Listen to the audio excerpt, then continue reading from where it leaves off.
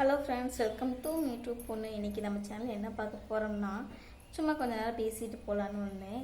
ஏன்னா நான் வந்து ஹவுஸ் ஒய்ஃப் தான், வீட்டில் தான் இருக்கேன். என்னை பற்றி நான் பேசிக்கிறேன். நான் வந்து ஹவுஸ் ஒய்ஃபு, வீட்டில் தான் இருக்கேன். டெய்லரிங்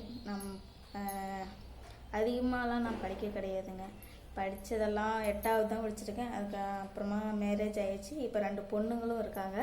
பொண்ணுங்க இருந்தால் அப்புறமா நான் வந்து ரொம்ப இதெல்லாம் தாண்டி இப்போ வந்து ஒரு டெய்லரிங் அப்படின்றத கற்றுக்கிட்டு சும்மா பீஸ் எடுத்து தைக்கவே, இல்லைன்னா கார்மெண்ட்ஸ்க்கு போய் தைச்சிக்கிட்டு இருந்தேன்.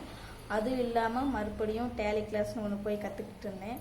கற்றுக்கிட்டு இருந்துட்டு இப்போ என்ன பண்ணுறேன்னா, இப்போயே அதெல்லாம் கற்றுக்கிட்டு ஒரு பிரயோஜனமும் இல்லை, வீட்டில் தான் இருக்கிறேன். சரி, நம்ம எது ஒன்று பண்ணலாம் அப்படின்ட்டு ஒரு பார்ட் டைம் ஒர்க் பண்ணலான்னு பண்ணிகிட்டு இருந்தேன். அதுவுமே இப்போத்த சூழ்நிலைக்கு நம்ம வீட்டுக்கு அது ஒத்து வரல. அதனால் மறுபடியும் சரி வேறு வேலைக்கு ட்ரை பண்ணலாம் அப்படின்ட்டு ட்ரை பண்ணிக்கிட்டே இருக்கேன். ஏதோ ஒரு வேலை கிடச்சிச்சுன்னா போகணும். மறுபடியும் இப்போ என்ன சொல்கிறது,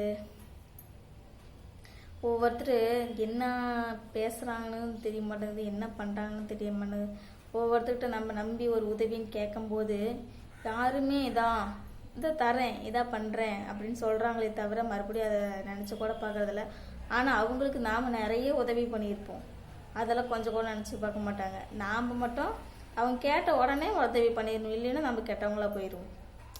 ஆமாம் தானே, நீங்கள் சொல்லுங்கள், உங்கள் வாழ்க்கையில் அது மாதிரி நடந்துச்சுன்னா சொல்லுங்கள்.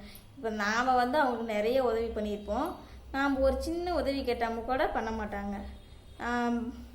அப்புறம் ஒரு வேளை மறுபடியும் அவங்க நம்மக்கிட்ட ஏதோ ஒன்று ஒரு உதவி கேட்டு நமக்கு இல்லைன்னு சொல்லிட்டா, இவன் பெரிய பணக்காரியா, அவளா இவளா, இப்படியா அப்படின்னு பேசிட்டு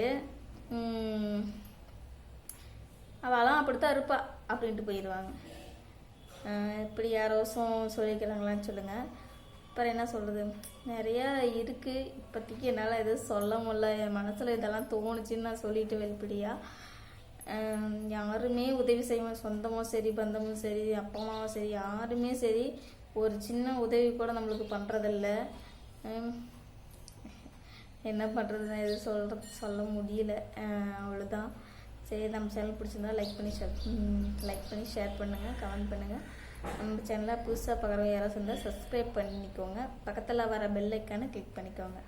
தேங்க்யூ.